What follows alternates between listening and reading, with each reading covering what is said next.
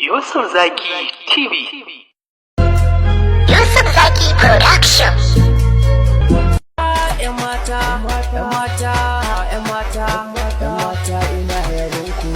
musamman abin na series izar so idan na duba Aisha tana son ganina kira take da rana kamfen take na son ganina na amince da so da kauna garin Kano kasa ta dabo labari na series na harbo Laila sai kawai ta rabo sona take ya shiga farko da gaskiya take ba zango saboda na kita ya aure gidan bada masu yau na leka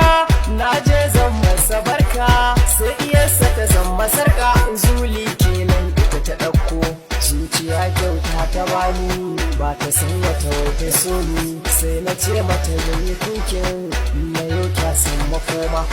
kwana 90 na hanga gayin